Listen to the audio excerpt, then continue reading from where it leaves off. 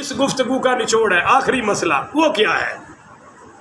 ہم رونے کے خلاف بھی نہیں ہیں، بولو ہم رونے کے خلاف آپ بیٹھے ہیں، آپ کو امام حسین پاک کی یاد میں رونا آ جائے تو کوئی بات نہیں، سبحان اللہ، یہ سونے پہ سہاگا ہے، اس پہ کوئی اعتراض ہے؟ مگر کیا میں آپ کا اشتہار چھپاؤں بھی جمعے والے دن رونا ہے سارے آ جاؤ؟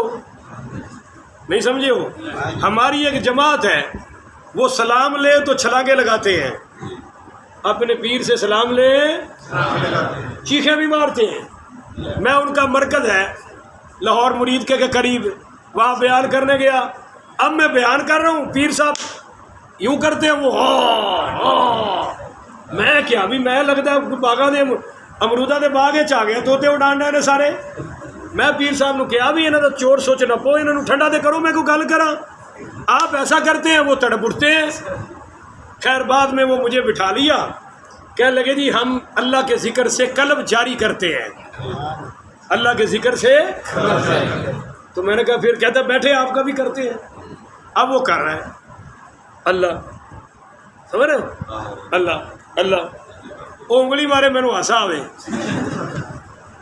تو کہنے لگا مولویوں کا برتن ذرا بھاری ہوتا ہے اس لیے آپ ہنس رہے ہیں۔ میں انہیں انگل روکی، میں کیا میں اس لیے نہیں ہنس رہا کہ میرا برتن بھاری ہے، الو کے پٹھے دل بائیں طرف ہے تو سجے پاسے ٹھوکی ہونا ہے، تے جاری کتوں مویا دی مٹی ہونی ہے، تو پہلے میرا قلب تو دیکھ کے ہے کدھر، میرا ہے کھبے پاسے، تو ماری جانا انگلا سجے پاسے، تے میں نو ہاسا نہ آوے تے اور کی آوے، وہ تو کہنے میرا برتن بھاری ہے، تیرا بڑا صاف ہے، میں کیا؟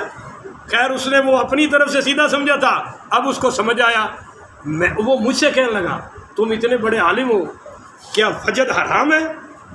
میں کیا وجد جائز ہے، بولو بولو وجد ہے، پر شعبہ وجد جائز نہیں سمجھے؟ دیکھو کسی کو بیٹھے بیٹھے وجد آ جائے تو کوئی حرج کی بات ہے، کسی کو وجد آ گیا اس نے پیسے پھینک دیے جڑا تانوں آوندا ہی کوئی نہیں، اللہ دے فضل نال پکے ہو نا، آ جاتا ہے بندہ کچھ بھی دے دیتا ہے، ان کو وجد آ جائے اس کا ہم انکار ہے، پر وجد کی پوری جماعت ہی آ جائے اور وجد کا ایک مقام بھی طے ہو جائے کہ ایتھے آؤ چھاڑا شروع ہو جان گیاں، ایتھے آؤ کرنٹ والی سرکار بیٹھے نے 440 وولٹ تو بھی اونچے ہیں، اندی اسلام میں گنجائش ہے۔ ایک عمر بن عبدالعزیز رحمۃ اللہ علیہ کو بتایا گیا کہ ایک ہستی ایسی ہے، شخص ہے، اس کے سامنے قرآن پڑھا جائے تو وہ چھلانگے مارتا ہے، اس کو وجد آ جاتا ہے۔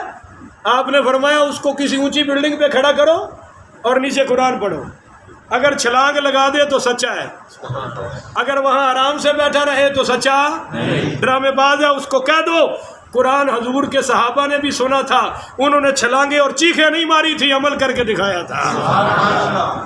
ویسے کسی کو وجد آ جائے تو کوئی حرج کی بات ہے، بڑے بڑے اولیاء کو آتا رہا ہے، اس میں ہم کہتے ہیں امام حسین پاک کی محبت میں، عقیدت میں، یا کسی بھی شہید کی شہادت میں رونا آ جائے تو اس میں کوئی حرج کی بات نہیں ہے، پر رونے کے ٹائم طے کرنے، تاریخیں طے کرنی، مجلسیں طے کرنی اور ایسی جھوٹ اور اوٹ پٹانگ باتیں کرنی یہ جائز ہے، اور رلانے کے لیے ہی مولویوں کو بلانا یہ بھی جائز ہے، اور اس کو سمجھنا ہی غم حسین یہ بھی جائز ہے۔ ہاں یہ غم حسین تب ہوتا جب یزید جیت جاتا، یہ غم یزید تو ہو سکتا ہے، غم حسین میرے حسین کل بھی زندہ باد تھے، میرا حسین آج بھی زندہ باد ہے، اس لیے ماتم وہ کریں جنہوں نے کوئی قصور کیا ہے۔ اب ہتھ کڑی لگائی ہے، پوچھا بھی یہ کیا؟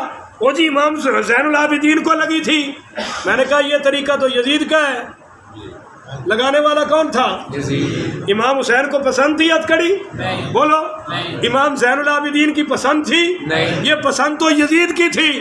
اور ایک نقطے پہ بات ختم کر کے آپ کو سوالات کی اجازت دینے لگا ہوں، توجہ سے، یزید خود آیا تھا کربلا میں؟ آیا تھا کوئی یزید نے خود تیر چلایا تھا؟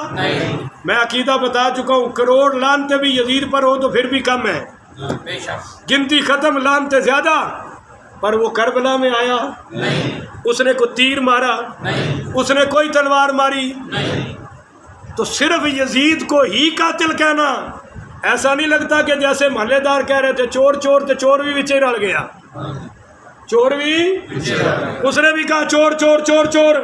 اب پتہ ہی نہیں چل رہا بھی چور کون ہے. میں کہتا ہوں یزید لعنتی ہے، پر جنہوں نے 12,000 میرے امام کو خط لکھے وہ کدھر گئے ہیں؟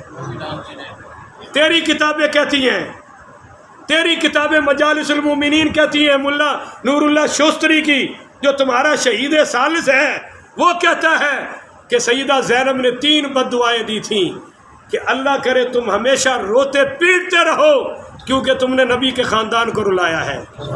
یہ قاتلوں کے لیے بد دعا تھی یا عاشقوں کے لیے؟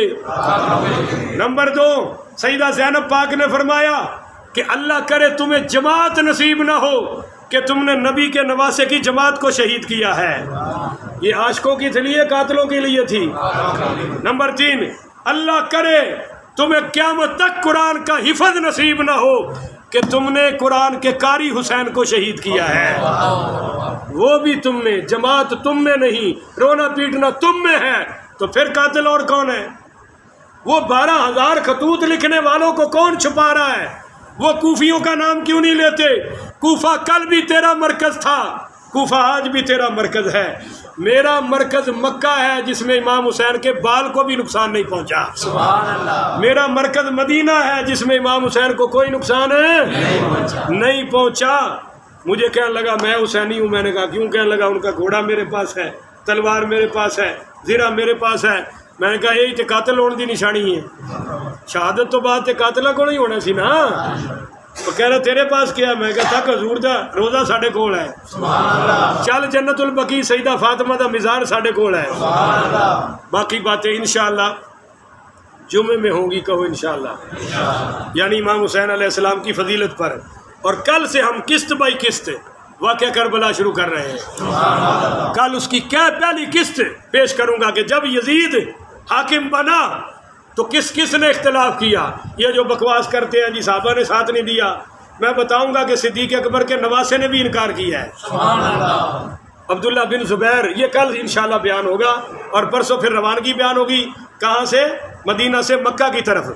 بولیے مدینہ سے آگے. پھر ہم مکہ میں رہنا بیان کریں گے، پھر وہاں سے روانگی بیان کریں گے. پھر 11 منزلیں ہیں کربلا سے پہلے. بولو کتنی منزلیں؟ میں وہ 11 منزلیں بھی آپ کو بتاؤں گا. پھر ہم پہنچیں گے میدان کربلا میں.